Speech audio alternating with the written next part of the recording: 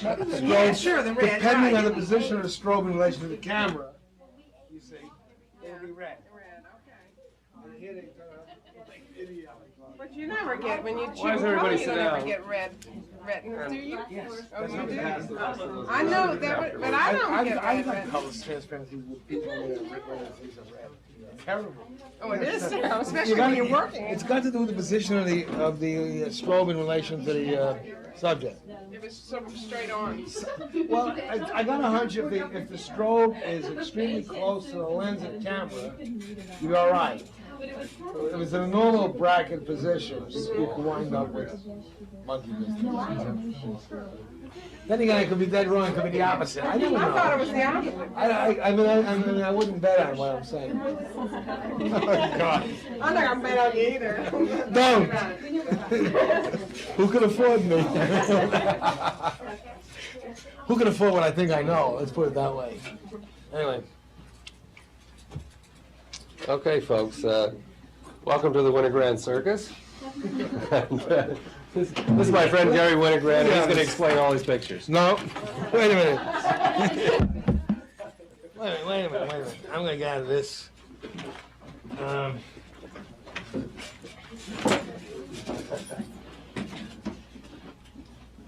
Well, has everybody walked around and are all those pictures from this box up? No. There's more they can pass around or whatever. No, I'm sure enough is too much. The other guy I wonder what's if anybody has anything on their minds or whatever. I mean, I'm going to pass the ball back to you. I'm assuming you've all looked. I picked out a bunch of work prints or whatever, seconds and work prints. I don't have any slides. They're all in New York, so I had to lend them to somebody. So that's why these things are up. And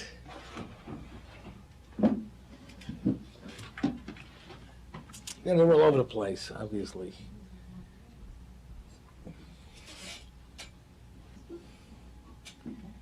Nobody shows any desire to buy any, so I mean,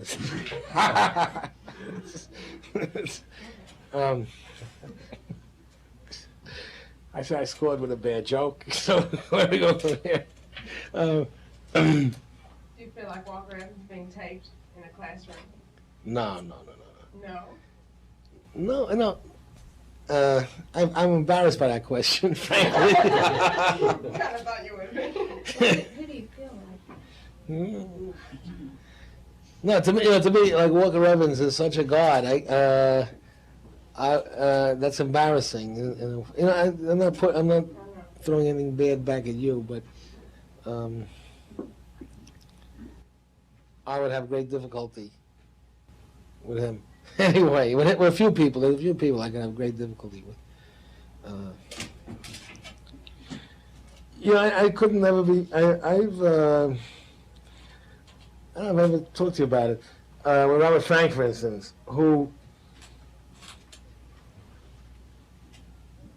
I've had difficulty being friends with him, and he's shown, in times in New York, he's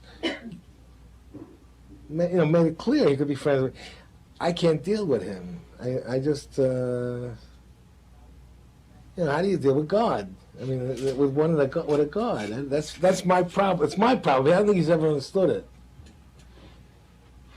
I don't know if that makes sense to you. I would say you're more, it's a matter of peerage. Huh? I would say in your case it's a matter of peerage. Whatever the hell it is, but it used to put me off because he'd be glad to see me.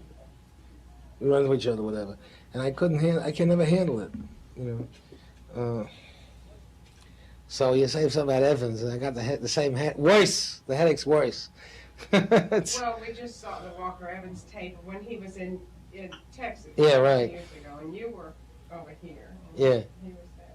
It reminded me. Well, the whole thing was strange, When that time when he showed up at that class, and he was late. And was that the class he was very late at in the morning? Okay. The tape didn't show he was late. Of course not. But the thing about what happened there is, He was extremely late. The room was full and people were sweating. It was hot, close in that room, right? And he must have been at least an hour late.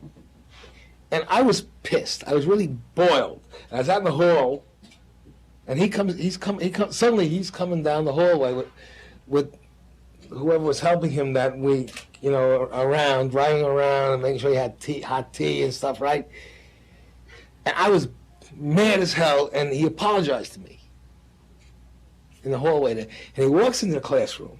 If you remember, I don't know what the tape shows.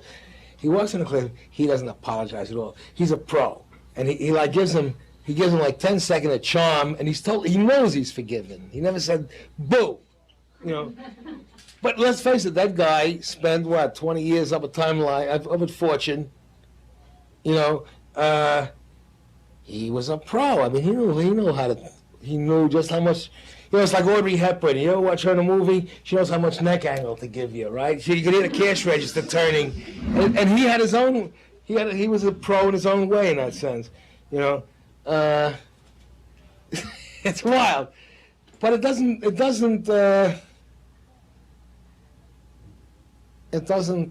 negate, you know, the work and the man. You know, he's a great artist. I mean, he's just beyond anything. I cannot, you know. So, all I am is a lump of ore. What can I say? So it's hard to deal with anyway. That kind of thing. Evans and Frank, other people like that. It's crazy as hell.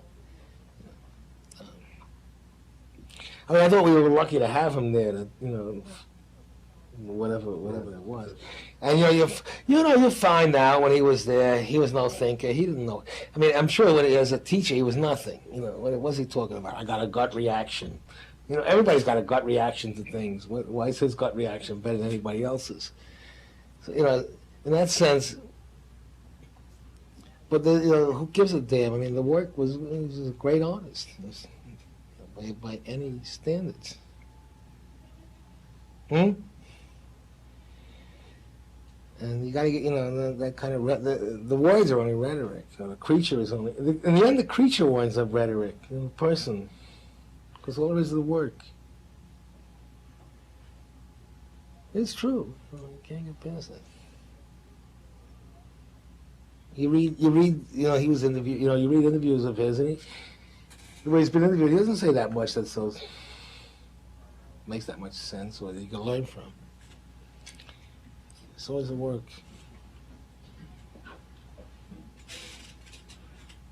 So? What other photographers do you put into that category, Frank and Oh, there's, you know, Cortez, Bresai. I'm talking about live people, you know. But then there's Atche, Westar. I mean, there's a good list. You know, photography, considering the nature of the medium, has been lucky. I mean, there's been you can make a good list of really great artists, you know, by any standards. Lee, look at Lee's work is first rate. Jeff has done good work. You know. Photography's been lucky. You know, there's been just great people. I mean, forget about the great people. There's great work. The hell with the people. Really, you know, it comes down to. Garry, I could make a big list if I really gave it. No, Deanne, like I say, Cortez, Atche, Bresai. Oh, definitely. You know, come on. I mean, I'm talking off the top of my head fast. In that introduction to your latest book, it said that when you first saw Cartier-Bresson's work, you didn't respond to it very strongly. Why do you think that was? No, I know why it was. It related to what you saw in Life magazine and stuff. It wasn't obvious news, you know, to me, and that's to me. That's. I mean, read that carefully. What it says.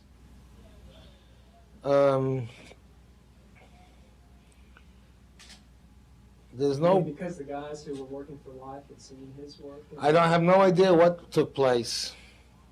I didn't say that. I doubt it. I doubt they did. But the idiom wasn't that different. That doesn't make him less at all. I mean, he's a great photographer, you know. At least in terms of my experience, Evans's work was radically different. Evans is a very special photographer. You know, you study his work. You know, it's you know, he's probably for my money, he's probably the most transparent photographer. You know, the only other one who I would say that about is Atget, and Atget's work still winds up being characterized by the materials he used in terms of his time. So it's in the end, he doesn't completely get out of the way, but Evans, more than anybody else, gets out of the way.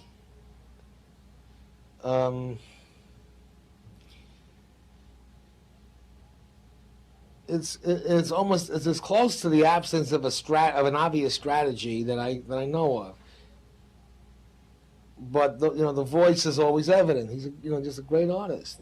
He's a great artist. It's great work. You're talking about the way he can work with both 35. I didn't say that. No. You mean I mean, he's not arty. You know, look. All right, look at Weston for one, right? And Weston is arty. I'm not saying he didn't do great work, but he is arty. It's about making art. And you take somebody like Robert Frank, who is probably most obviously, listen to my words, most obviously antithetical to that. Robert Frank's strategy is about, a kind of casualness. The things look like they're made easily. It's the opposite of artiness, in a very obvious way. Yet, it's self-defeating. It's as arty. In the end, it's as much a strategy as Weston's. Look at Evans. And it really is as close to the absence of a strategy as I can imagine, as I know of. Am I making it clear? I mean, look at the work, what I'm talking about. That's what I'm talking about. It's not a question of what camera he used. It really didn't matter. It is about, it's as close to the absence of a strategy. Doesn't that become the strategy then? Oh, sure, it's as much a strategy. I'm not, but it really is. I would use the word transparent, where in the end Frank isn't transparent and Weston isn't. He is. He's as close to being transparent, to not existing. Yet, boy, does he exist. In the best way. That's what I'm talking about. What do you want to say? What is it? The one thing that's always puzzled me, really, is what it is about Robert Frank that had the enormous impact on you, and I think probably Lisa. I've never been able to fathom that exactly. Not saying that he isn't a terrific photographer, but why, the almost godlike status of Frank. The work is great. It's great work. It's great work. It seems And to be the least transparent. That he really took a lot of cheap shots. I wouldn't use the word cheap so easy. Well, I'm trying to get you to tell me what, for example, there was for you that was so important in the work. Well, all right. I think in that book that I just come out, that Poet Relations, I think Papajoy has discussed it better than I can. I won't really repeat what he said, more or less. But the Evans work. What he said. All right. Well, the Evans work. I don't know, for me, since you asked, the way you asked the question, I can talk about it in terms of me. All right. For me, the Evans, the American photographs of Evans, it zonked me. It really killed me. And I didn't understand it at all. I saw something, and I did know that that's what I got to learn from.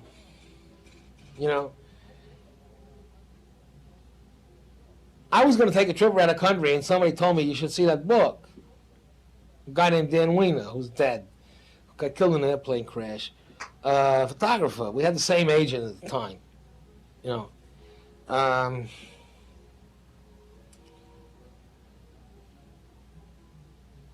And I knew something happened. Something happened to me when I saw that work. You know, I never heard of the guy. I never heard of Walker Evans. So much for the ASMP and that whole world. This guy doesn't exist. I'm not kidding. You know, a real knucklehead organization if you get down to it. So I saw the thing. Without, you know, you don't have to understand things in words in a way. I knew something. I knew I saw something. Just, if you don't say more than that, it's enough. And I took my trip. You know, and I did whatever I knew how to do, whatever I could do, which wasn't much. I might have thought it was. If I hadn't seen Evans this day, I might have thought it was much. But I knew better because I knew what the hell existed. Something about what was done, right? And I didn't understand that Evans's work was done with a view camera, and it was, you know, that there was like a big gulf in a sense. I didn't know anything of that kind, really. But then the Frank book showed up, and really, I think the most immediate lesson I could get from the Frank book, from the Americans, you know, was camera operation.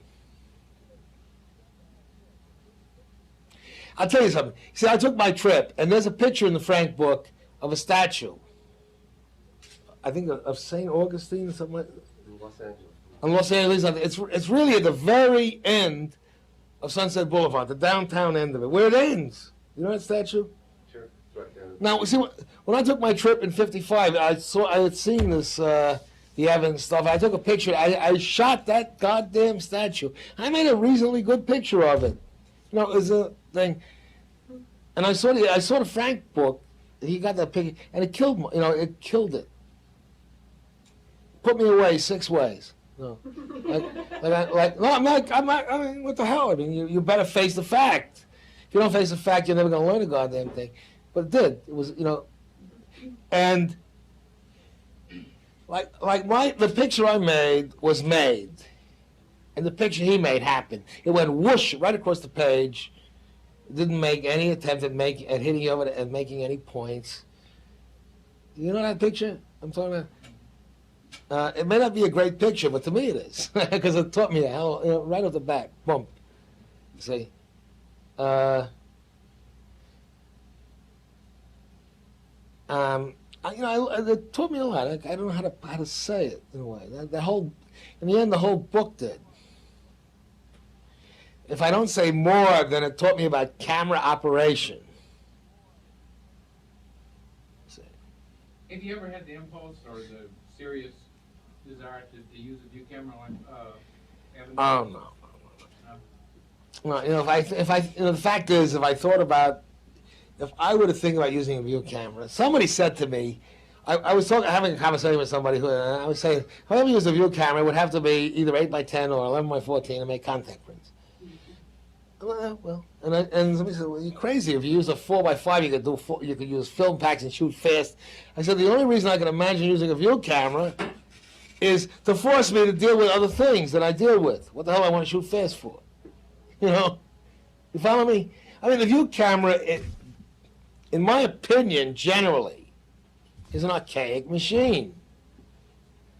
I mean, the only reason I could see using a view camera is because the tilts and swings, you can get extreme depth of focus. In terms of quality, I can do that. I can put, you know, plus X or Panatomic X in a 35 millimeter, and I'll match the quality of any goddamn view camera work. I'll bet I will, for openness. Now, the whole question of making I'll put my money where my mouth is. All right? The whole question of making verticals be parallel, well, I question the value of that. You know, I mean, the only time those verticals are parallel is on drawings, certainly not in terms of how we perceive things. You know, and I would rather play let's call it the architectural photograph game, in the other way, myself. Try to make it work with the parallels, with the verticals converging. From where I sit, that's, so, view cameras, if you use the tilts and swings right, will give you infinite depth without degrading the image. And let's face it, use 35 millimeter cameras with small lenses, and if you stop down past 8, you start losing definition. You do. Most of our lenses are not designed to really continue being really sharp once you start stopping down past 8. I don't know if you're aware of that. And a view camera, even view camera lenses will do the same thing. So with tilts and swings, you can have in great depth at relatively large apertures. And that's the value of the view cameras, if you ask me.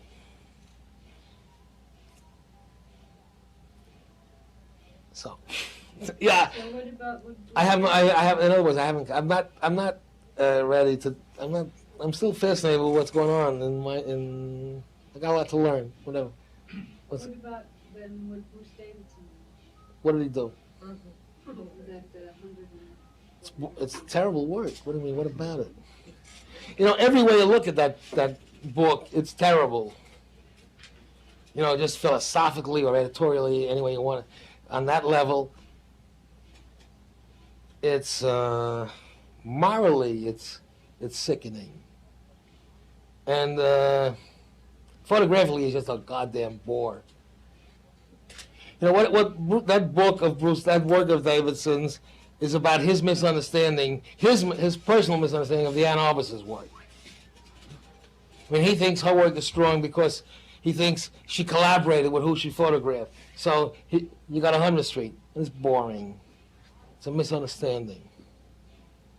Morally, it's disgusting. It's all about what the white middle class liberal wants to think that the blacks are like. They're ready to tap dance off the pages. God damn it, it's disgusting. And that's what it looks like. I mean, you serve up the watermelon. Jesus, it's a disgusting book. It's disgusting work. It's the worst. Did you ever see that movie that he made? Thank God, no. It certainly can't be any more intelligent than anything else he's done. I don't even know about it. What is it? Well, it's about his father and his son who work in a garbage dump. Why aren't I surprised? No, I haven't seen it. And it kind of ends when he... See, I'm not completely his unlucky. family to the Statue of Liberty. Yeah. Do they jump? Up, not down. He's hopeless. Don't you know that? I can say this about Davidson. Davidson, through his whole career, has always known. Somehow, he's smart enough to know who to misunderstand. I'll put it that way. He's misunderstood Bresson. He's a very hard worker. But that's all. The result is garbage, generally. What can I say? Do you strive for that transparent quality, for being transparent? I don't know. I'm stuck with me. Whatever. I really can't answer it. I know when I see what I see. That's all.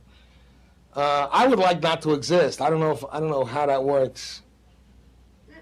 I don't know. How, do I make sense to you? What? Very simple. Thank you. All kidding aside, I would like not to exist. Do that make sense to you at all? What I'm saying, in terms of your question? Yes. In the end, all I can do is wrestle, and whatever comes out. I don't really. At the end, I don't know if that works, if that happens. I really don't know. But from where I sit, that's the way I have to express it. I would like not to exist. Why? Huh? Why? Well, it's also much simpler if you don't, doesn't it? I don't know. Wouldn't you like to keep taking pictures then? That's what I do. I mean, if don't, you you're drawing a conclusion. I didn't say one precludes the other. You'd have a non-existing camera. I would like not to exist, leave it at that, you know. I'm not speaking in mysteries, really. I mean, when I say Evans was transparent in that sense, in terms of his work, he didn't exist. He exists less than most other photographers, and you know, to a large extent, that's what I'm talking about. What I mean it generally too. I just assume not exist in that sense, and I'm not talking about suicide or anything. I just assume not exist. That's, you know, it's just fine. I don't know if I make sense that way. You mean you don't want to make choices? Oh, that I never do. all I do is say yes. That's. You mean you want to be invisible? Oh well, I know that's impossible. I don't know how to say it. I just assume not exist. I'll leave it at that.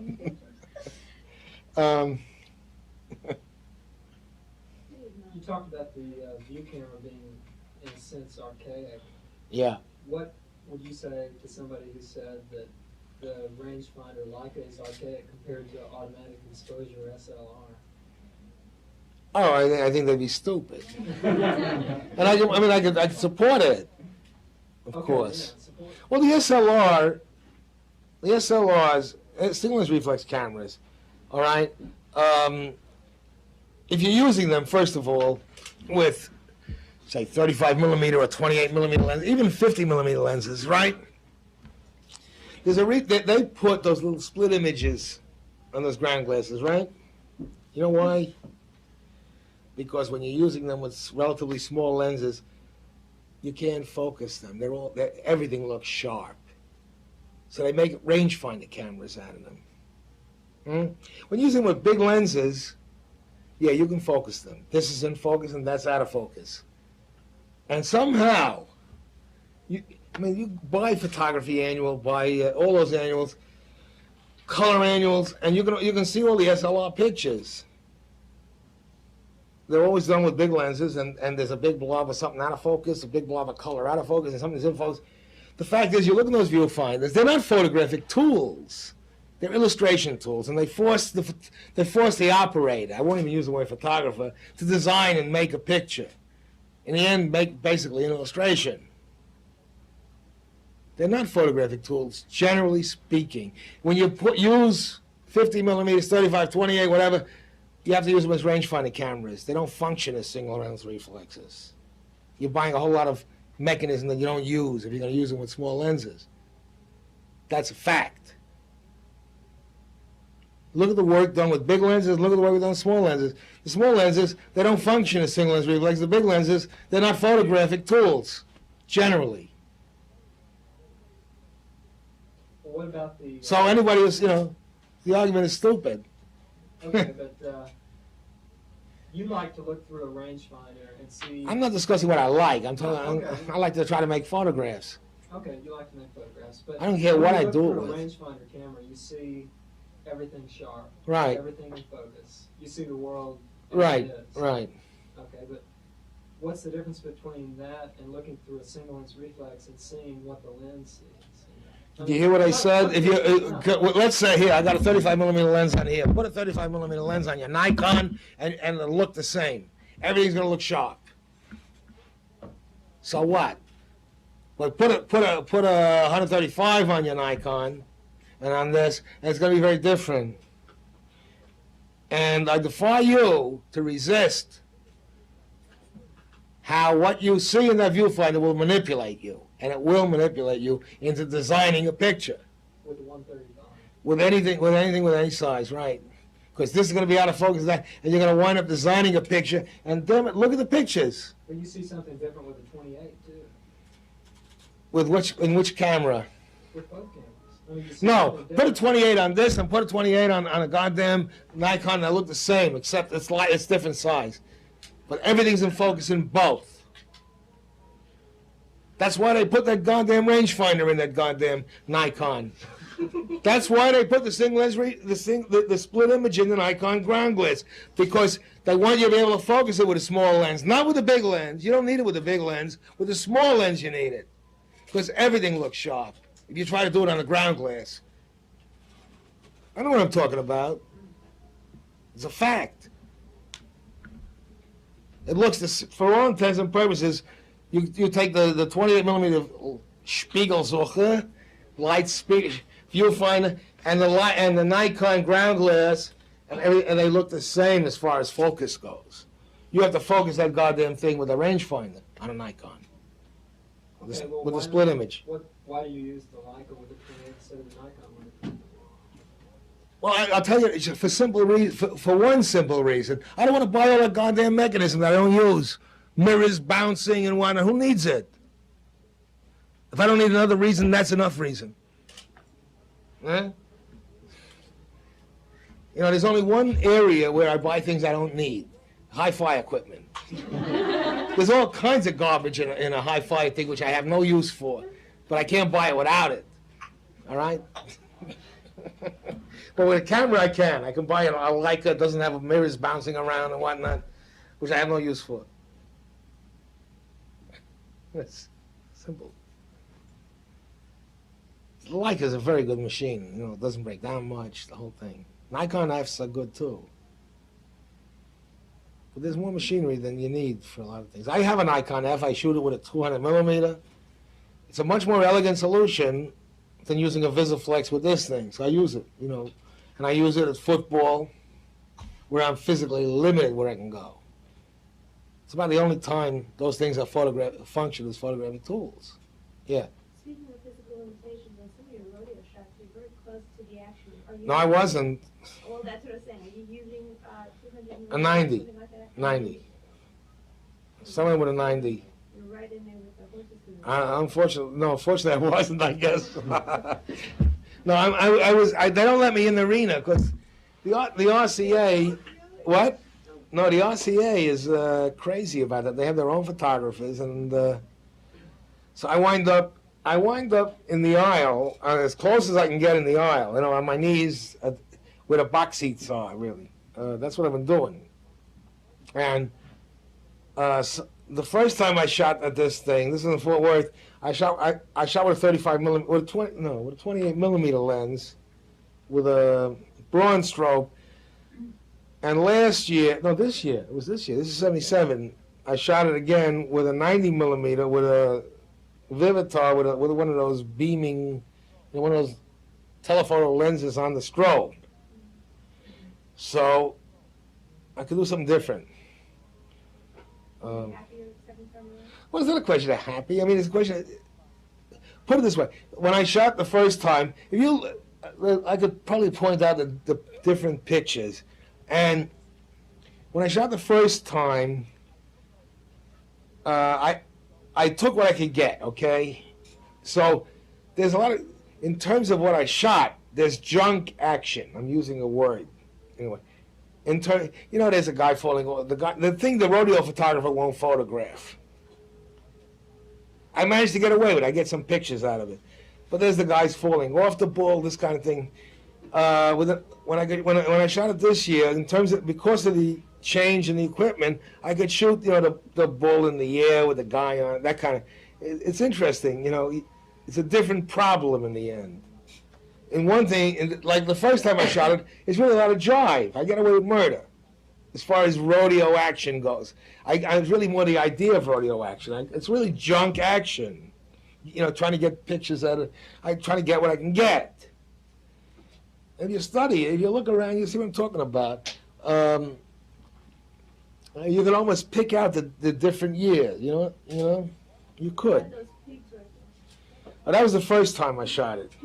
But that's not rodeo action. That's livestock show. It's different. You have total access. You see what I'm saying? Yeah. In other words, I wasn't stuck on the outside of the arena. Actually, you don't get in the arena with the pigs either. But it's very different. It is different. It's different. It depends on what kind of murder you can get away with, you know, really, in the end. You could probably get away with a lot. Oh, yeah. That's true. But it looks like over there, there's like a rodeo, there's a real action, you know, the real action picture, which any rodeo photographer will take. But if you look like right behind you, no. It's 2 different years, really, you know. And it's really 2 different lenses. It's as simple as that. You understand? I think it's obvious, you know, when I'm talking about junk action and, you know, you see? It is in the end, we're dealing with a chemical mechanical process.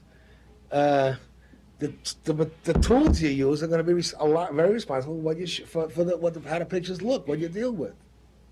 It really is that way. When you refer to some of the stuff as junk action, Yeah. the term seems to imply that it has a lower priority in some way. In the end, you know, Jeff, it's funny. You know, I was shooting. Do you remember that a couple of weeks ago, I shot a football game in Rice at night? Oh, God, junk action. Wait. You're right. What the hell was it? Idaho came down to Iowa, one of those teams, right? You remember that night? And I was shooting on the sidelines, and some kid, I think he's a student at Rice, was photographing. Maybe a photograph for a local newspaper, whatever. And he says, Jesus, last year the action was much more exciting. And I said to the kid, you know, in the end, I said to the kid, it's only pictures we're getting. You know, you don't know the difference from the pictures. It's true. Well, that's why I'm curious about how you refer to that as junk. All right, I'm talking about it in relation to the guy who photographs, who's in the ring there, who the rodeo cowboys of America approve of. He's shooting, you know, that horse bucking at its height with the guy, you know, like whatever, right? When I was shooting the first time, I had to deal with what came near enough to me that I could get, and whatever took place. Whether it was the take-up guy just corralling the horse after the rider was off him, and try to get pictures. You know, whatever it was, when a guy, you know, I mean, I got some interesting pictures of what that rodeo photographer wouldn't photograph. He couldn't sell it to the rider. You follow me? In other words, it's junk action on his terms. It's junk, right. It's, of course not. I mean, I'm doing the best I can. I got a different problem than him. It's true, you know? But then you went and got a piece of equipment which allowed you to take pictures more nearly. Right. Yeah, the problem gets more interesting once I try to deal with that. You know, I don't know if that makes sense to you. It's sort of like shooting a football game. I've been shooting a lot of football, and I'm trying to make interesting pictures of the action itself. You know, and that's more interesting to me than trying to make interesting pictures of whatever, of a cheerleader, you know, whatever. Which is interesting. Terribly interesting. But, you know what I'm trying to say? There's, Is it more interesting because there are photographers who deal I don't, with that? no, it's not that. Well, why? Well, I don't feel the same way you do. But you're dealing, let's say, all right, you're dealing with subject matter that is inherently, in itself, more dramatic. And consequently, it makes the problem of making an interesting photograph more difficult or more interesting. How do you make a photograph that's more interesting than what happened? That's really the problem. But do you think of it? You know, when you photograph something beautiful, how do you make a photograph that's more beautiful than what was photographed? That's really our problem in the end. In the end, the word dramatic has to apply. It's always about that. Is the photograph more dramatic than what was photographed? It has to be. I mean, you take Ouija at his best, and why is his work really good? Or Deanne Arbus at her best? And it's when it's almost like two kinds of jive. When you have very dramatic subject matter, or you have very dull subject matter.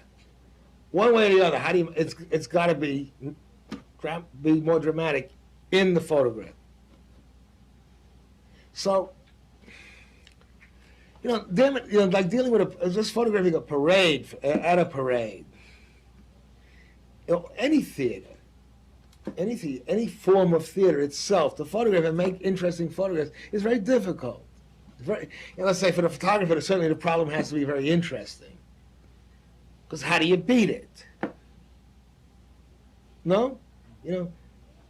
Because You really want to beat it? yeah, certainly. I mean, otherwise, why bother? No, I'd like to beat it. The thing has to be more dramatic or more interesting, or else it's nothing. You have to beat it. That's the name of the game. You have to. The work has to be more dramatic than what was, more interesting than what was photographed. It has to almost leave. It has to really leave no question. Wouldn't that, You know what I mean by sort that? of leave you translucent rather than transparent? Anything you say. No, seriously. I'm not. You know, you say more dramatic. Why don't you say more poetic? It's all about drama. You know, poetry has to be dramatic, or nothing, or it's nothing. Same Yeah, I thing. was wondering if you're in height. Yeah, okay. No question about it. The word dramatic is the right word. Absolutely. Are most of these pictures up here fairly equally fascinating or interesting to you? Oh, of course not. I mean, at any given day, I might, if let's say, I don't know how many hell are up there, and if I had to pick out 10, right? Today I could pick out 10, tomorrow it could be 10 different ones. Really, I can't answer the question better than that. Pick out 10 tonight. Nah, what the hell for? I mean, I'm not up to it. I walk around, I can walk around and I can point at things. I might not get past that wall. Great wall. I mean, he asked for it. I mean, what the hell? No, all kidding aside. The point. I don't know. I mean, I could play games, but within every 5 minutes I could pick out a different 10 too. Really, it's.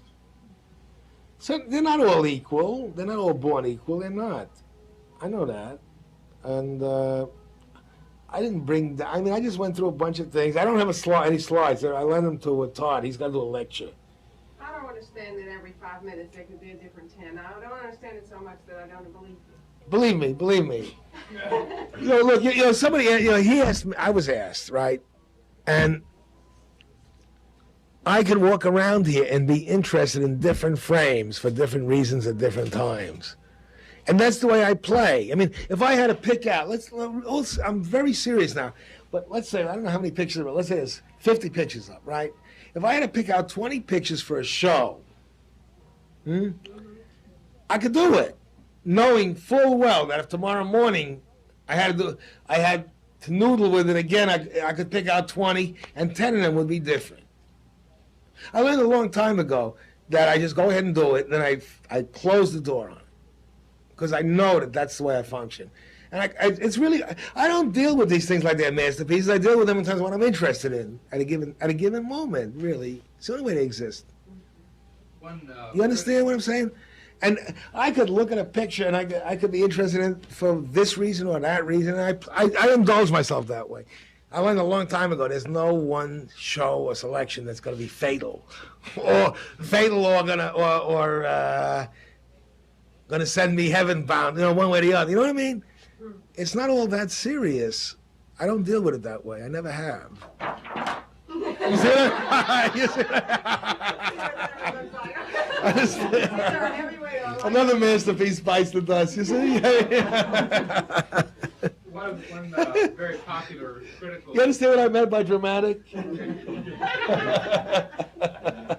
Gary, I've heard 2 or 3 people, read 2 or 3 people, or heard 2 or 3 people lately say about photographic shows of yours that you were a bad editor. Ah, that's horseshit. I know who those people are, but I'm a good editor. Did you select the pictures for the book, Public Relations? No.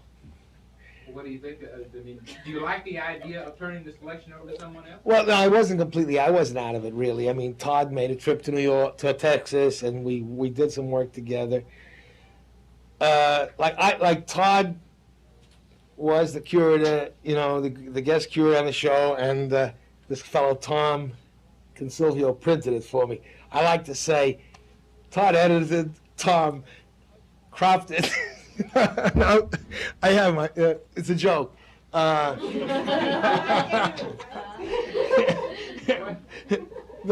you hear me? I mean, I should have gotten a bigger laugh when I said it in the first place.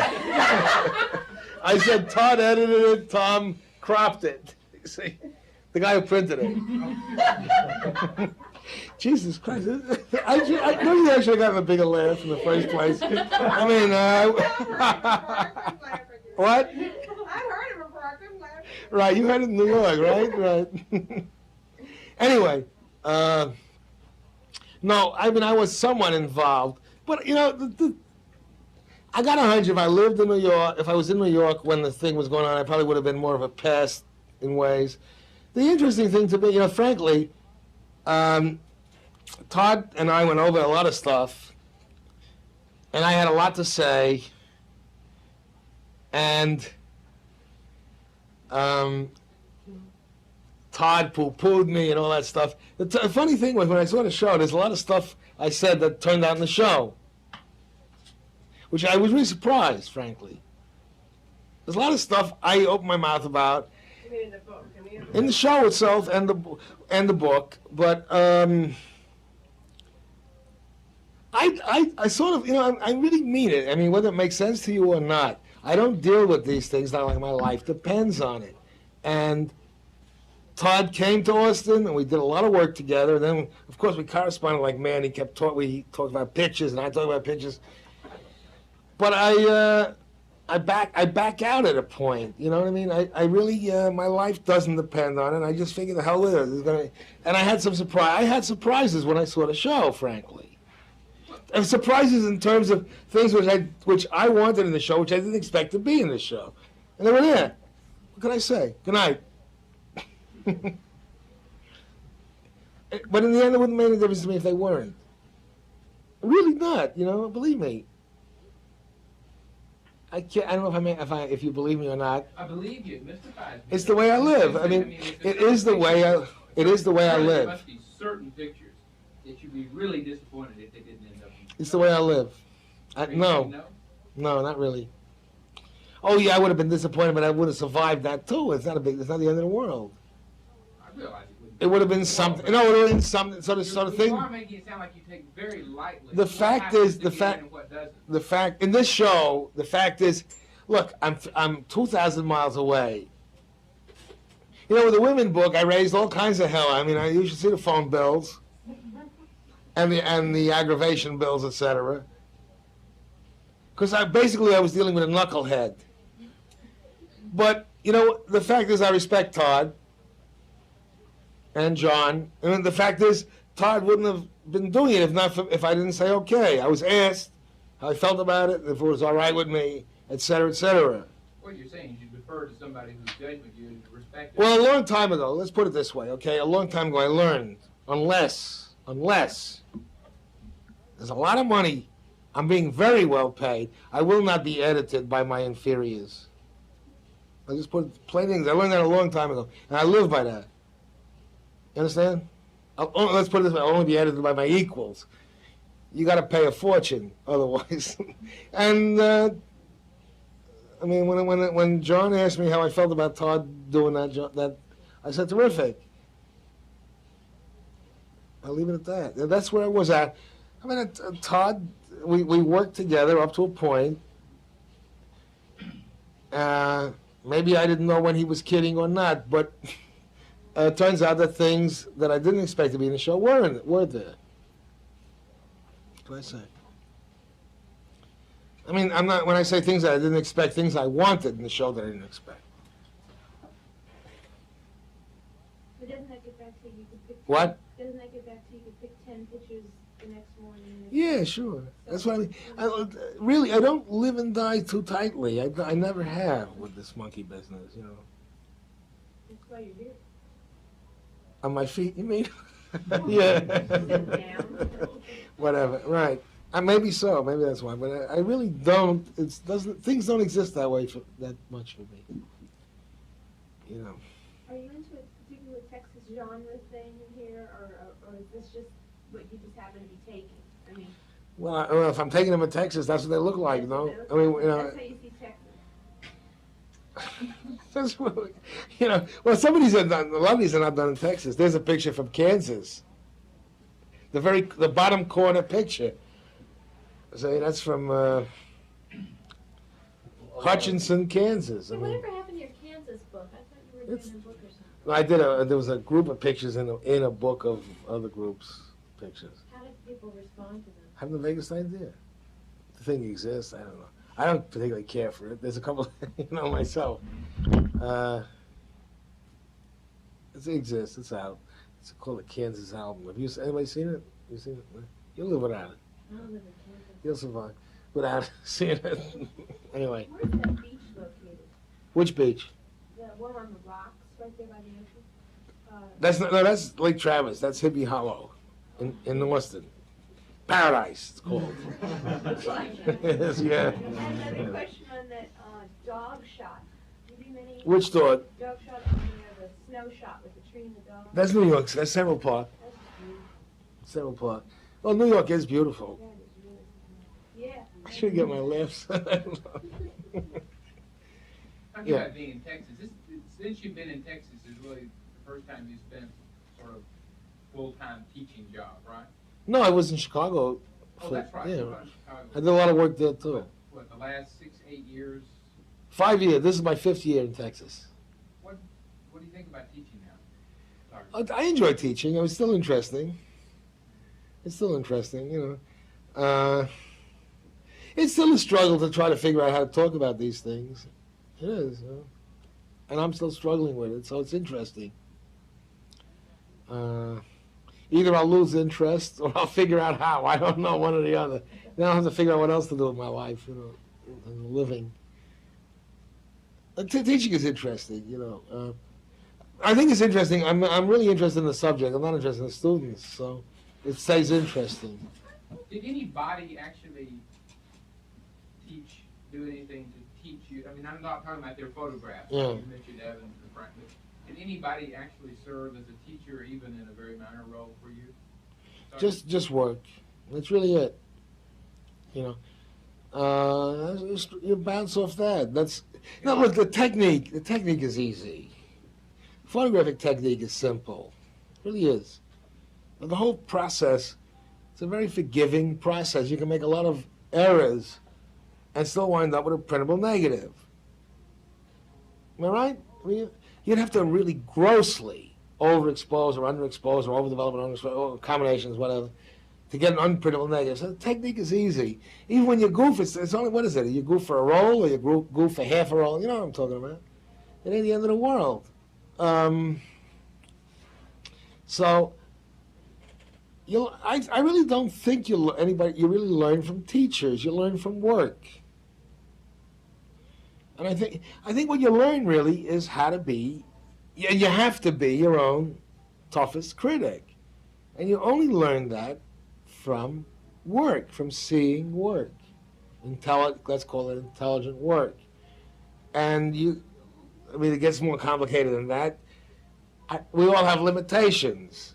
At any given time, we're limited. And you can only, let's say, you can only learn from what you can understand at a given time. Hopefully, you learn something so you understand more. And on that level, you're a critic. You're your own critic. That's the only way anybody gets any place in this thing, you see.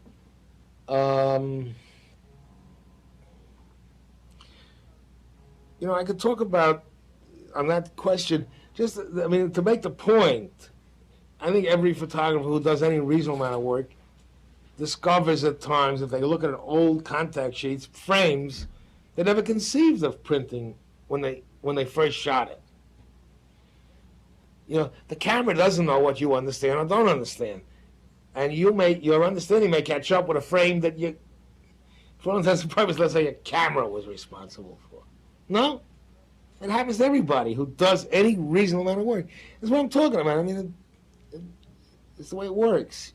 We all have limitations. We can deal with what we can understand at a given time. You enjoy both ends of the process? I enjoy the shot process. and- Yeah, sure. and developing Oh, yeah, and sure. developing. I think, I mean, in terms of myself, there are times when I need certain drudgeries, you know. What can I say? Well, that's what it is, you know. It's, in a certain sense, there's certain kind of times I need certain kind of drudgeries. And, you know, you might, maybe if I'm going to make shelves, that would serve the purpose. I don't know if it makes sense, but that's what I'm talking about. It goes without saying. You were talking about Evans earlier. Outside of many are called, almost all the photographs you see published of his were from that 3-year period for the FSA. What happened to him? I don't know. I don't know. You know,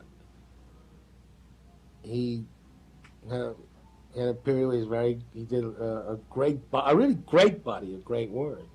What happened? I don't know. I mean, you have to put him down on the couch or something. Who the hell knows? That whole FSA collection of people, I think the only one who sustained any kind of effort that resulted in reasonably good work was Dorothea Lange. The only one. You know, John Vachon went to work for Look. I don't think he did first-rate work when he was with the FSA, and he certainly didn't do any with Look. John Vachon. Rothstein did one picture.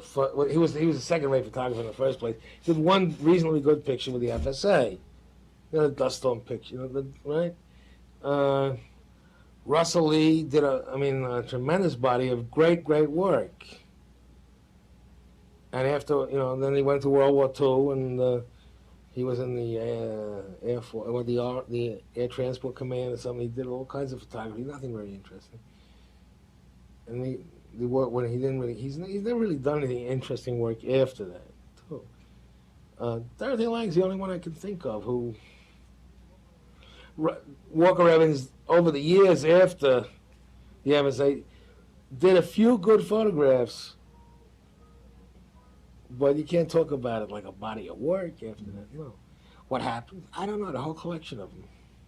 Well, I mean, another connection is that Frank also stopped.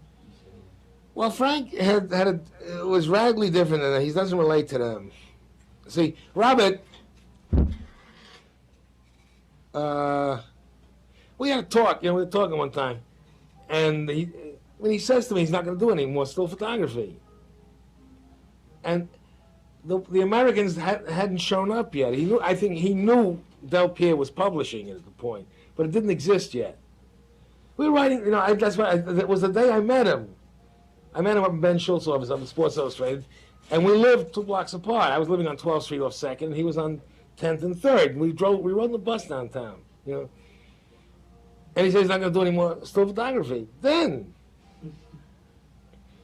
and I said, what's that about? He says, well, what do you do with it?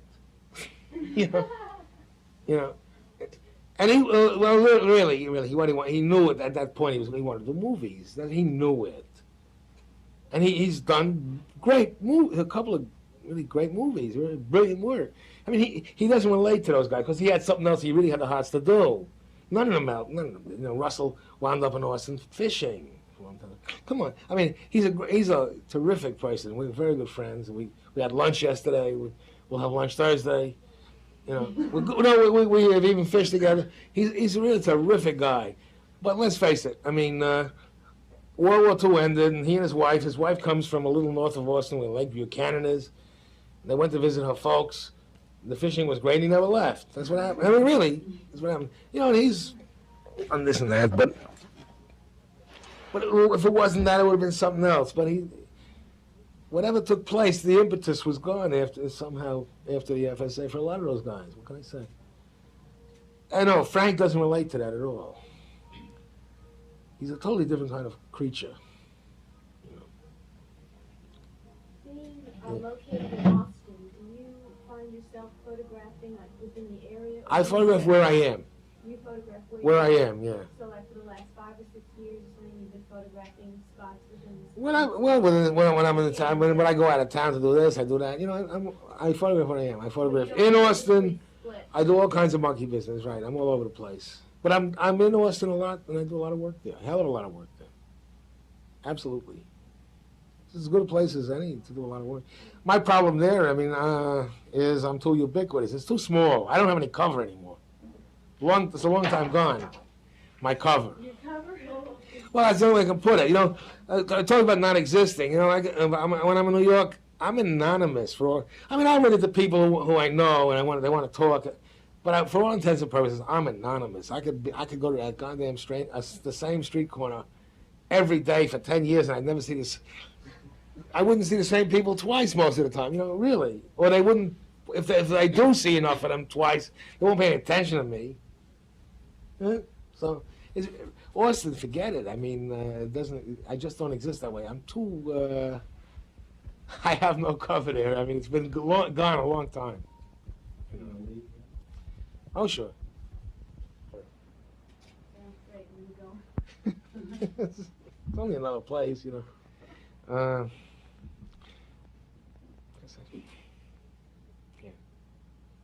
I mean, there's a few places I could really be interested in, but that's probably. Even north of San Francisco. No. Los Angeles is what I'm talking about. Are you urban oriented? I mean, your Of course. Just so packed. Of course. I mean, obviously. Well, certainly, you can't call Los Angeles urban. You can't. Anybody who calls Los Angeles urban doesn't know what it's like there. No, Los Angeles is more like Irving. No, it's not. It's not. Certainly not urban. You know, New York City is urban. Chicago can be urban. Los Angeles doesn't happen that way. Urban. How about San Francisco urban? It's downtown, yeah. But San Francisco doesn't interest me as much. It's the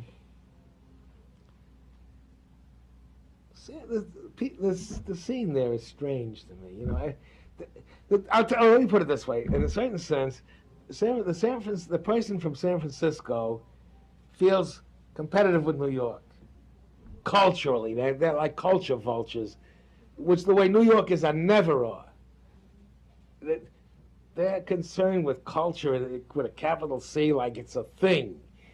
It's not like it's a part of life. It's something you put in your pocket and take, you know, whatever. But they think of it that way, and competitively with New York, the people in Los Angeles don't give a shit. You know, they couldn't care less about New York or what. They got their own. They're the way they are. It's much more interesting for me. So that's the only way I can put it. You know. I mean, you run into certain things in San Francisco that they're a drag. What can I say? They got marvelous landscape. You know, I mean, what's interesting, you know, you take the hill, you know, you take the side of a thing like this mountain, you know, it looks Mediterranean almost. So you put tract houses on the side of a hill. It's visually more interesting than the San Fernando Valley, no question about it. In an obvious way, it may be for a photographer, the other may be a more interesting problem. Who knows? I'll go to Los Angeles when I go. My wife is was born in Berkeley. She'd love to be up there. She got a lot of family, Berkeley and Oakland and stuff. We're not going to go there. No problem. She's only my third wife. No, there's no. No, she understands. I think. I hope. Whatever. Well, she knows. It's no mystery. I'll say anything for a laugh, I guess.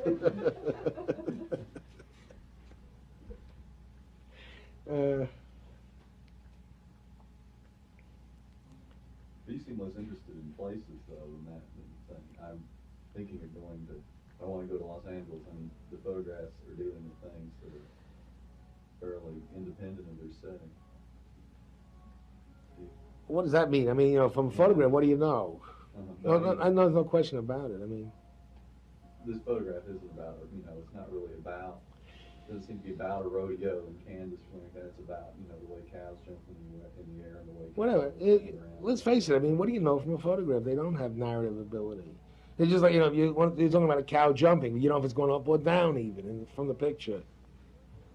So why should you know where the hell it was taken from the picture? You know what I'm saying? I mean, they don't have that kind of ability. You know, that. I mean, you don't know what well, you certainly don't know what I'm interested in from the picture. That's what I think is so interesting, is that there's ambiguity. Well, they're not ambiguous. The interesting thing is, I mean, there's a seeming paradox functioning. They're not ambiguous. There's nothing ambiguous about any of these photographs. Yet you don't know what's happening. You see? How's that different from being ambiguous? Well, ambiguous is almost the opposite of being specific. These things are very specific. Really, a rodeo doesn't happen in Central Park. They're- Not from our knowledge. Well, they're very specific, but you don't know that it didn't happen there. You see, I mean, not from the photograph, you don't know. I mean, what if I can play games and I can say, well, what if I tell you that in every photograph, everything has been cast and directed and posed and whatnot, and you from the photographs you cannot prove me a liar. See what I'm getting at? It's interesting, but they don't have any narrative ability yet. They are yet, you know. In the end, you know,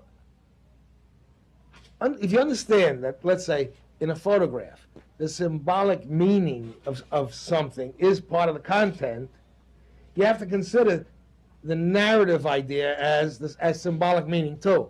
In other words, what it looks like is happening is part of the symbolic, part of the content in a way. Whether it's, you take a picture. All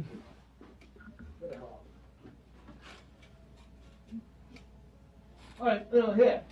Like, I think, you don't know if she's pulling her panties up or pulling them down.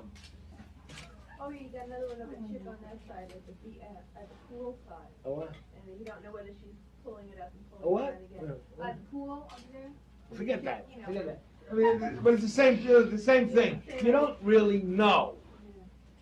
Yet, what seems to be the narrative content is part of the content. Whether you really know or not, that's how these things, in a funny way, that these things function like puns in that sense. You know, they question what you think you know. Right? You know what I'm talking about? You think, what? I mean, a pun plays with your understanding of a word. That's why you laugh. You're very upset. It upsets you, and then you find out it's not killing you, so you laugh. You're relieved. You think it's not because that's what you think is funny, but it is. It's not really. You do follow me? I don't understand what that has to do with that woman pulling her pants down. Down? I'm saying she pull them up. I mean, Okay. The optimist would say she's pulling them down. You got the point. No, the point. There's a point I'm making, which I think. That's why I'm asking you. I think photographs or anything or any works of art that have any real power play with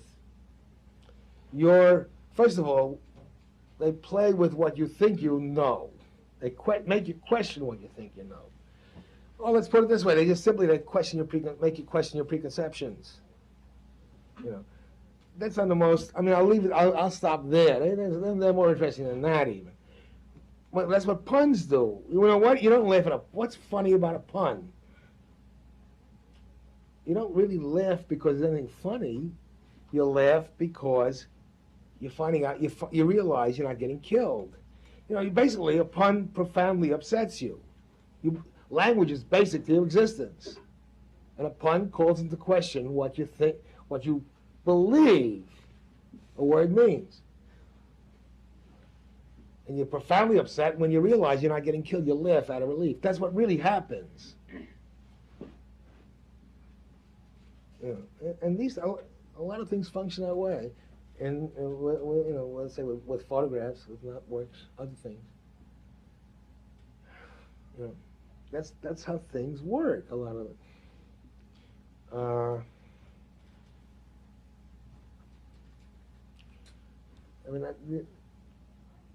I don't think it's necessarily vital to your existence whether her pants are going up or down. But it just the point is, from the photograph, you don't really know.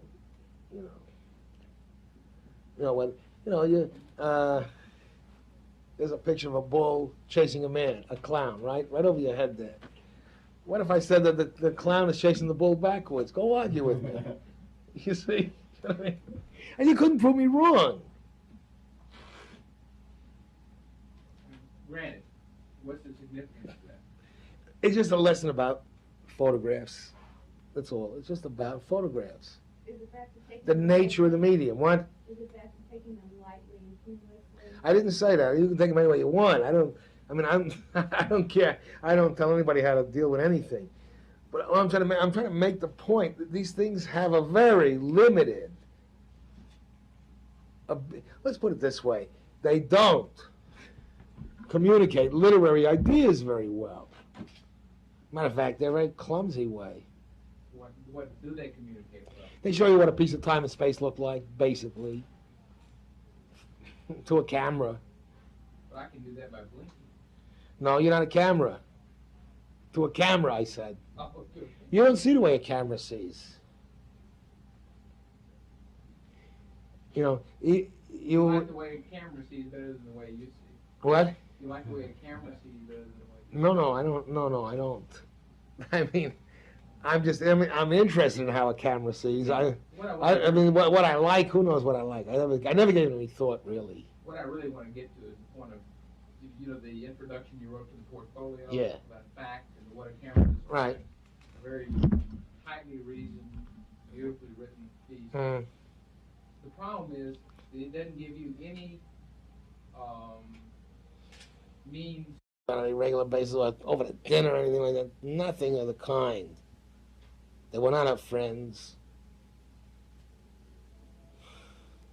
She did what she had to do. I'm talking about a certain kind of very tough creatures. And I wouldn't invest them. The work doesn't get better for any romantic ideas about their relationship to what they I photographed. think the attitude you're talking about in Arbus is evident in her pictures. In a lot of them. No more than Evans is. I'm sorry.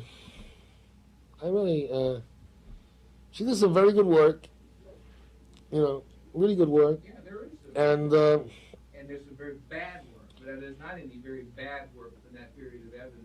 but that's not necessarily why.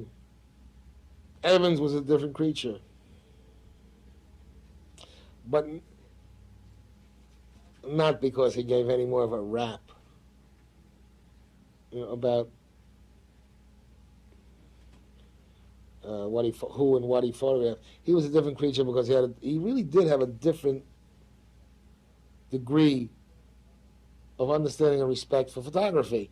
I think Deanne had problems with photography, Okay, let me ask you a question. which I could get Off of into. those subjects which are What? sort of, Yeah. take a case of Avedon Yeah. and Saunders. All right. I happen to think Saunders was a great photographer. He was. Yeah. Okay. I happen to think Avedon is sort of up and down and sometimes okay and never very great, but inadequate. All right. Do you feel that the difference in the quality of those two photographers had purely to do with their understanding of the medium? Primarily. The fact is, between the two of them, I'd say absolutely Avedon has a much more personal and call it human or whatever interest in his subjects than Saunders probably had. I think Sanders was putting together a catalog almost. It was almost like he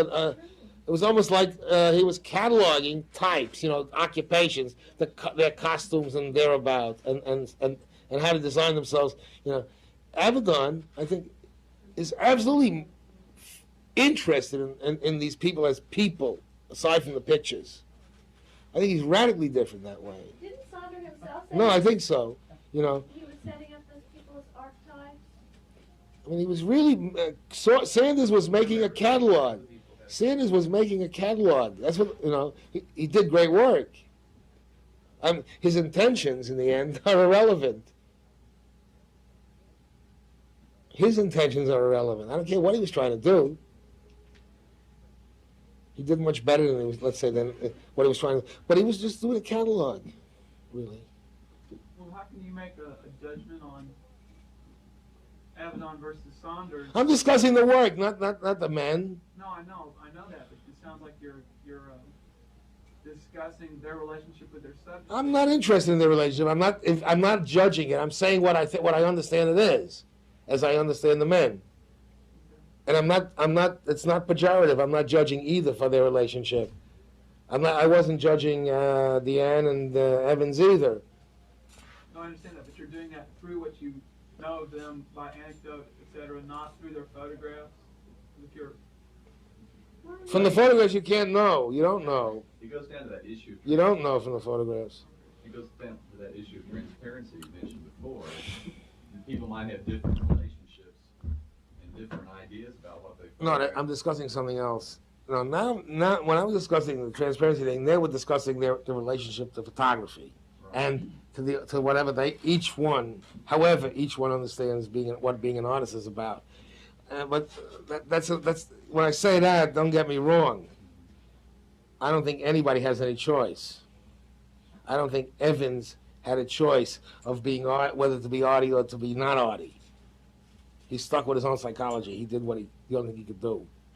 I don't think he had a choice. Just that I don't think Weston had a choice, or Frank, or Brisson, or anybody. You don't have choices about things like that. Your own psychology takes you into your own road. That's what happens. And again, Weston was a great photographer. So was Evans. There's a lot of different roads to Rome, whatever, or Chicago, however the saying goes. I'm not saying one way is even better than the other. No, I'm just saying there are just differences. You live your life. They all end up at the same place. They both did great work. If you just want to talk about it, you just want to cover some ground with Weston and Evans and whatever's between. They did great work.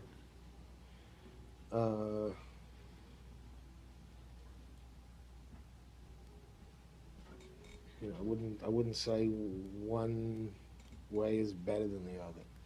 We all have our own subjective areas of facility and what we going to learn the most from. But they did great work, both of them.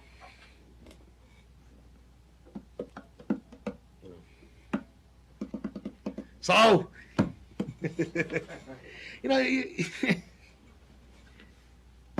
that's interesting about, when you think about Sanders and Avedon. Avedon is, fascinated by the critters he photographs. See, I don't feel that. I think. Whether you feel it or not, that's a fact. Well, how do you know that? If you know anything, how do you know? How do you know about what you know about Orbis and her relationship to what you photographed? I read her remarks. Well, how do you know about Evans? I've read the passages in Let Us Now Praise Famous Men where A.G. is describing Evans at work and conversations between them. Evans is trying to work it out whether he's going to try to make it with one of those women. That's all. Come on. But how do you know about Avedon? From some conversation, etc., with him, and how he lives and everything. See, there I feel it's the opposite. There's a guy that really sort of wants the people just to give him a quick picture. Well, that's why Shakespeare wanted Hamlet. The same thing, You need material. It's true. The same damn thing. That goes for any photographer. You come back to your same thing of the dual respect for the subject and the medium. Right, but you need the subject. Certainly with photography. The question is, are you willing to sort of peel the subject and throw it away? After I take the picture, who needs it? I don't have anything to do with what I photograph. I make a shot, I'm gone. I'm keeping my eyes open. I don't know what's going to happen next. Yeah, even if you did so, that would be on a totally different Seriously, that's it. I don't have any. I'm not running for mayor. I don't get to know people when I'm photographing. I'm not. I'm tough in my own way. That's a fact. Those are facts. The last time I got to know anybody, I got my knee busted. Okay, so no, seriously, it's one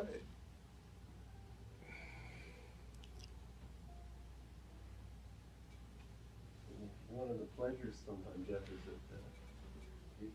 that you don't have to carry around. For instance, I'm interested in flowers and such. I don't grow any. Forests, I don't need be responsible to nourishing them or anything. It's easier to understand that way. But,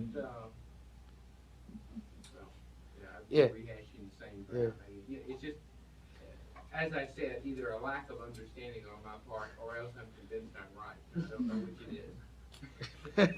One or the other. You know, it- Well, maybe not, maybe not. I don't know.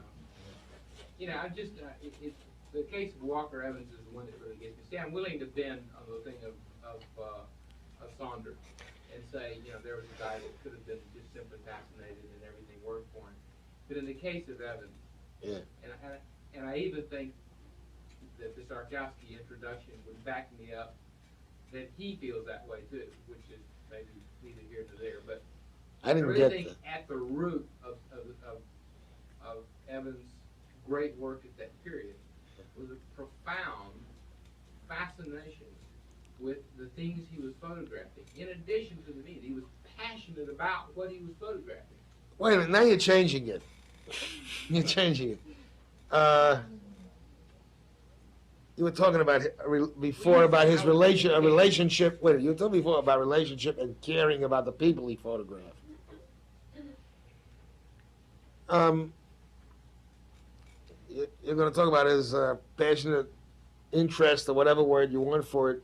In what he photographed. Sure. The insistence on quality, whatever word I have no doubt about it. But I dare you to say what the interest was. Beyond to see it photographed, possibly. I said he had a compulsion. Sure. Subjective, compelling interest to make photographs of those things and people. What the interest was, I wouldn't even dare to speculate. To name it.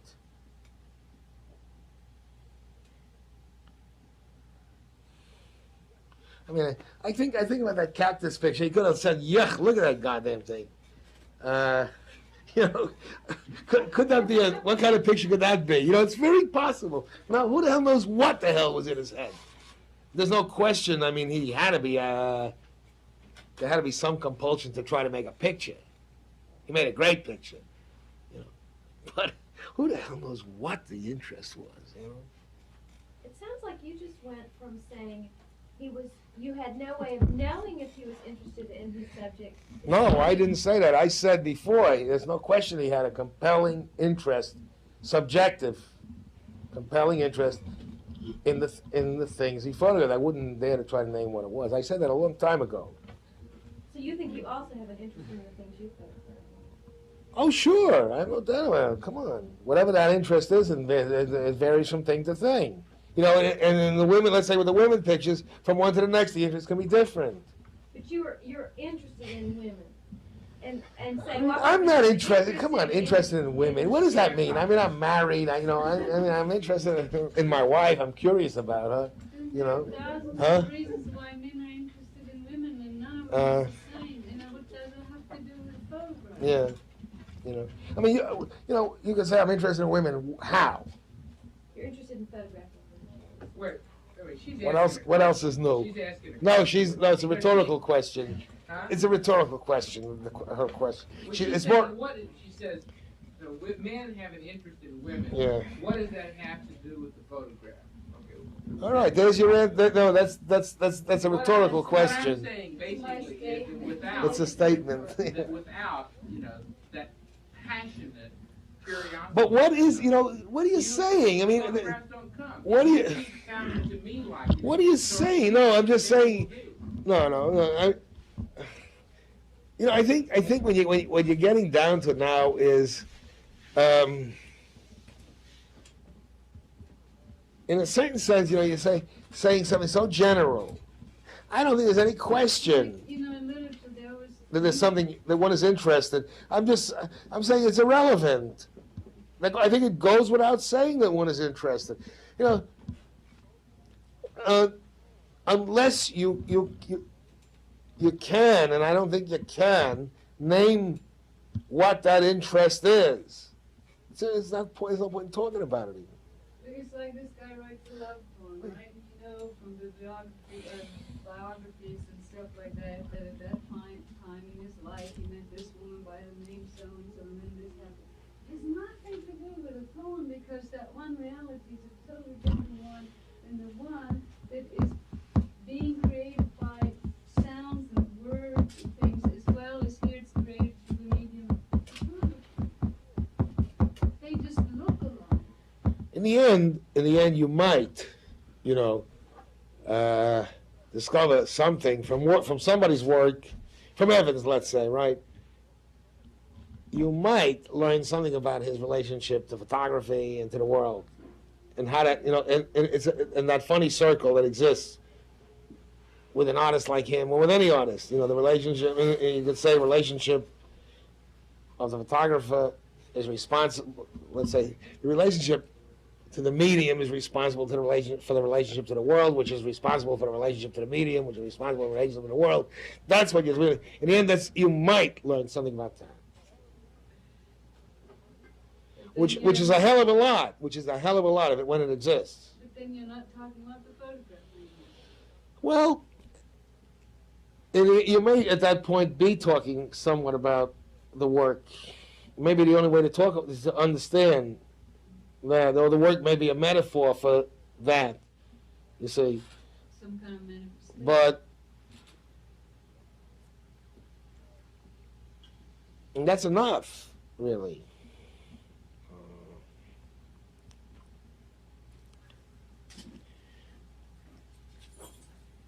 There was something in Arbus's book where she talked about being interested in these people that she photographed. But being interested in them, she said, didn't mean I love you, or in my private life I want to kiss you, or anything like that. It just meant I'm interested in you. Whatever that is, right? And that could have been a very complicated thing, Huh? Oh, she did. I mean, she even she talked about, it's not in the book, but she talked about, at times she didn't like herself because she was being nice for reasons in terms of her needs. Yeah. She was tough though, she could contend with that too. She didn't stop her from doing what she had to do. Well, I feel the same way about Evans. I feel the same way about that he, I don't know what kind of background he came from, and I don't think it really matters, but I think that he didn't go in there with any other interest than just making a photograph. And what he did, he talked to the people, and what he and A.G. recorded, they did because they had to do. They did it.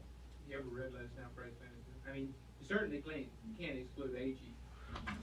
From that classification.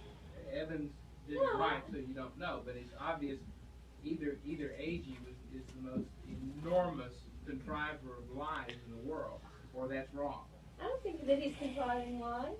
He's just He writing talks about, them. he talks about sitting there with the family at one point and, feeling that he has finally, But we're not come talking home about to his A.G. family. We're not talking about A.G. We're talking about Evans. That's what I'm saying. That you could talk about possibly Evans in that term, but you never could. Well, A.G. has to write something. He's a writer, Come on, it's a crazy business. It's a crazy business there, He's a pro. Or trying to be. He's got to fill up a book. It started out as a fortune thing, which they weren't professional enough to do that, to make it work for fortune. Let me tell you a story about it. Well, Walker. A little to do about photography, but it might be pertinent.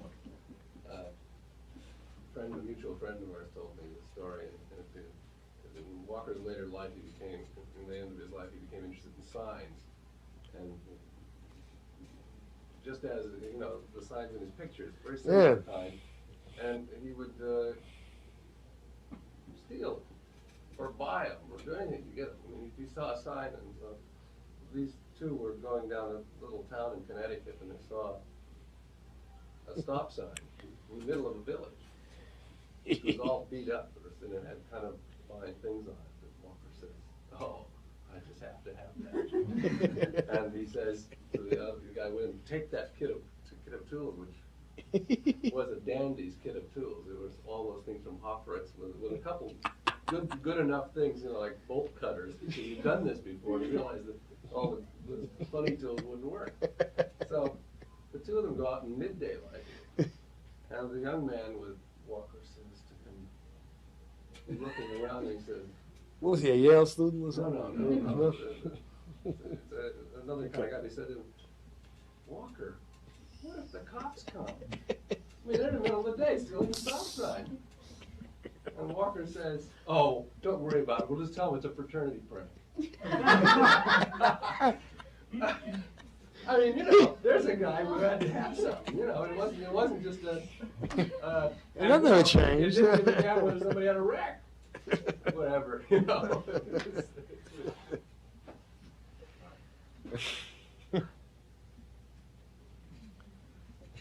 Are you indicating that he might have brought the Gudger's house back with him if he'd like? Sure. Oh, Well, he did it. Well, wait. He did it in photographs. I mean, this is. Wait a minute. No, just Jeff. This is when he wasn't funny. You know, it's perfectly consistent with his photographs. He was a collector. Well, think about it. And he took the sign because he wasn't taking pictures anymore. He had to have the sign. When I first met Walker, You know, he came home with the Gudger's house. In a 5-floor walk-up on York Avenue. He had a dark room across the street, 5 floors up.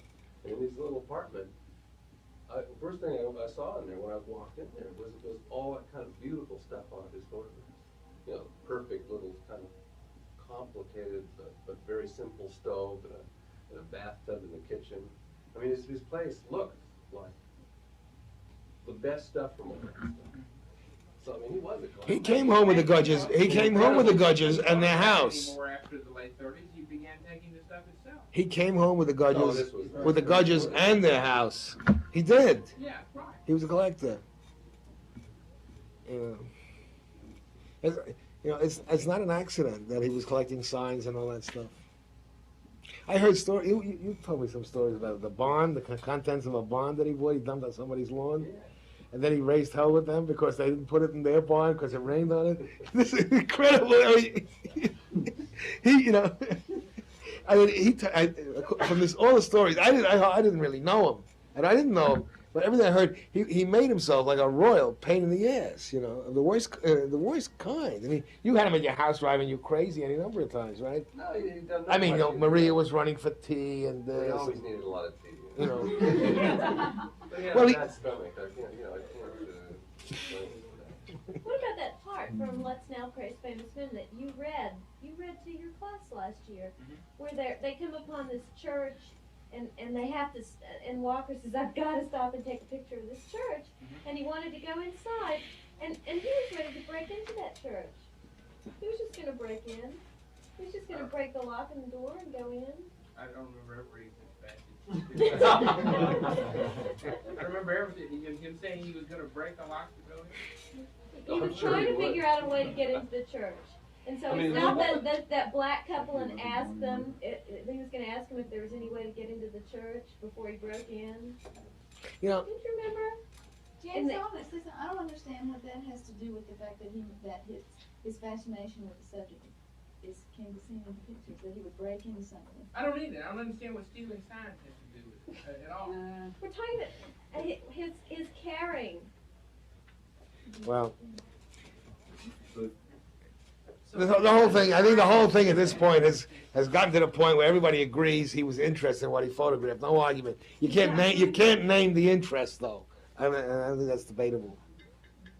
Yeah, it probably shifts a lot. You know, from various things. I mean, you know, there's a picture of a woman, you know, and he may very well have wanted her. His interest could have been whatever it is. And then, you know, then you get other pictures, and the interest is different things. I'm sure, you know. Anyway, you can talk about, you know, the women book, and in some pictures, I could be interested in a physical attitude, and in another picture, I could be interested. What I mean by a physical attitude is, you know, the reason I may have photographed the woman is how she moved. a certain kind of energy. But another picture, I could be interested in just her physical measurements. Then it could be two very different reasons. You know, they're different things in a way. Well, you know, you follow? I mean, you don't know what my interest is, generally. I realize that specifically you don't. Well, look, let's face it. One could assume one is not going through the motions. You know, you are I mean, to say somebody's interested in what they're photographing in is easy. It doesn't really say that much, though. For all you know, the interest is photograph. In terms of the interest is only in in photography, but there's an interest.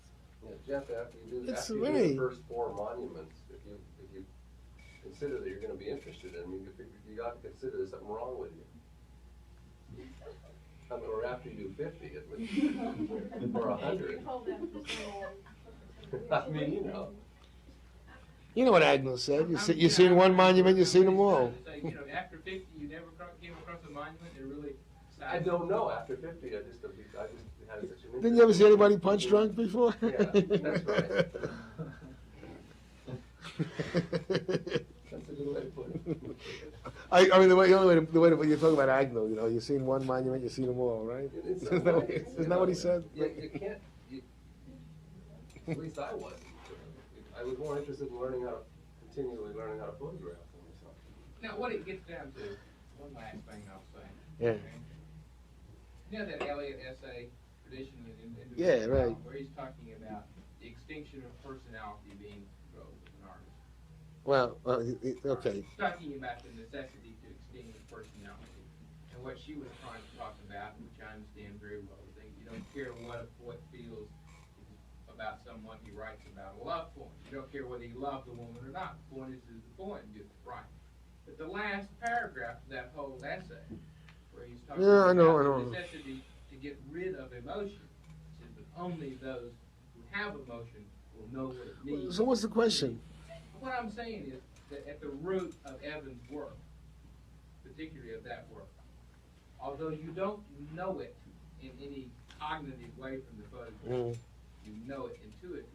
At the root of that work is not just a profound understanding of photography, but a profound respect for and even, you know, a kind of passionate love for. Again, I wouldn't. No, I got a hunch. You're right off base there. It could be. He could hate it. I'm saying he's intensely emotional about it. Possibly. Again, you know, you don't really know. You know, I mean, it would be more that he pours the emotion into whatever he's doing and taking it I away never from disagree whatever with that. you would put into, let's say, in dealing with a human I would being never or disagree getting with that. attached He to an pours it into object. the photographs. I agree completely. Never said it wasn't bad. no, I don't think he. Show it to me. You know, he pours it into the photograph. I Show don't me. mean emotions, I mean intensity. You know, you have only a certain amount of energy. I mean, you got to show me that too. Show me the intensity. I mean, what are you talking about? I'm gonna, you know, I mean, I wish my students would nail me. You know, show me. That's all I could say. You can talk about emotions, intensity, poured in to what? Show me the photograph. Garry, how could you answer them if you said if you put Robert Frank, Walker Evans up, and you said that's great work, and they said show me.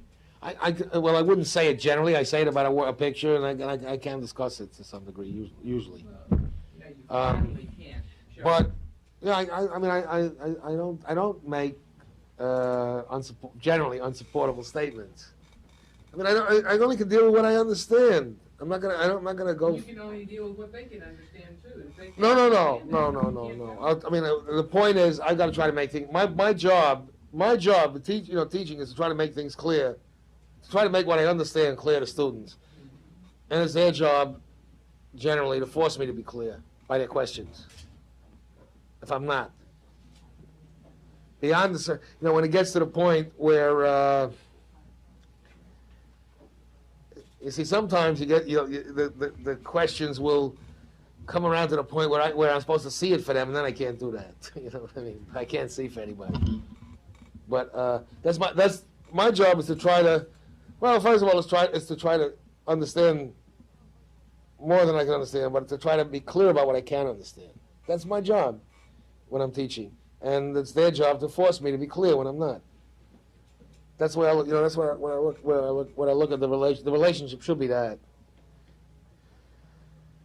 So, and I try to tell them, if I say something that you don't see in the picture, nail me.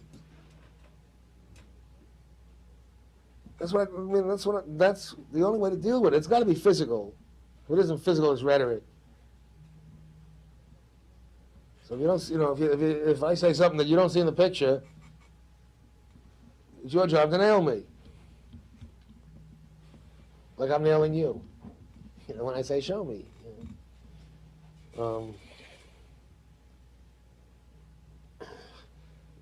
One person's intensity is somebody else's off the top of their heads. Well, it's conceivable. You can talk about Evan's intensity. For all you know, it was easy for him. For all you know, he never did tax himself or extend himself. Who the hell knows what? You see what I mean? What do you know? He could have been. He may have been much more brilliant than we even could imagine. Than his pictures tell us. Who knows? You get into that game.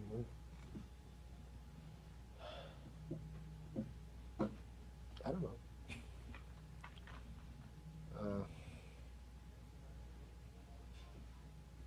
I think about like Russell Lee.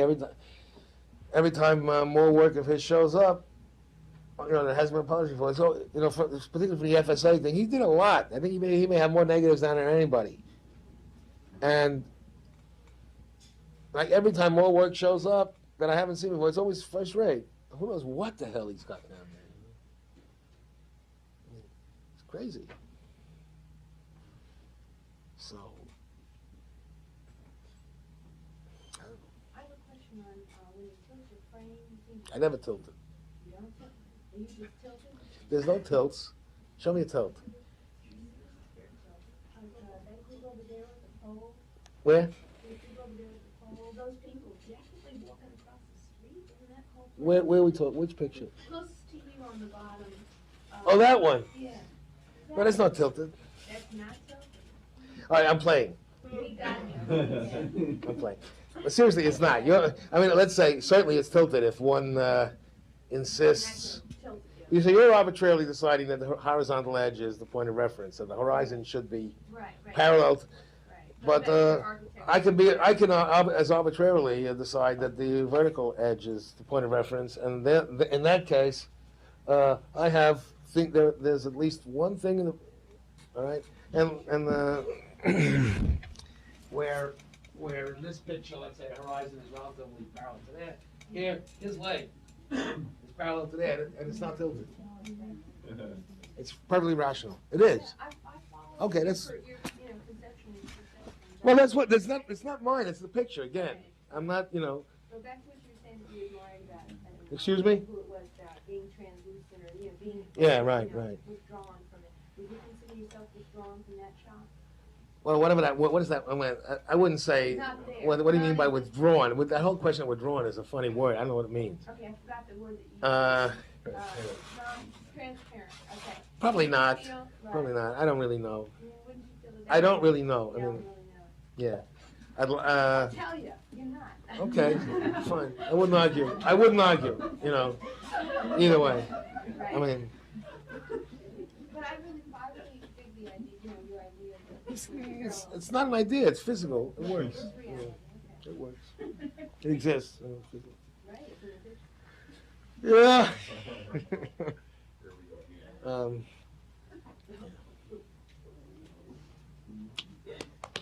What is the time? It's not bad, the time.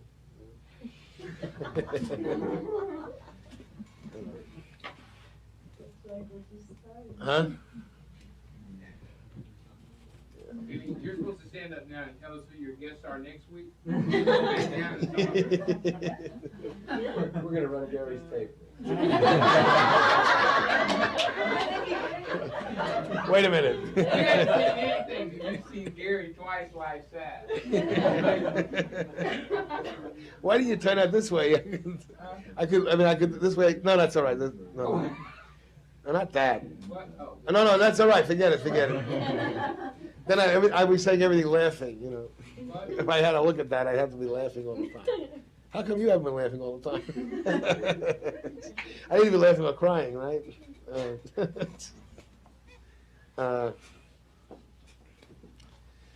Whatever. Anybody have anything more on their minds? I don't have anything.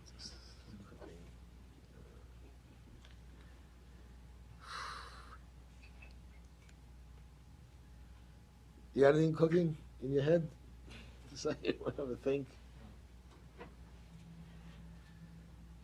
Are you going to be coming up to Austin this when he's coming at all, or what? Well, you're not. He's coming up Thursday. Thursday. Huh? Thursday. No. No. When are you leaving for New York? He can put this in. You can go. He's what?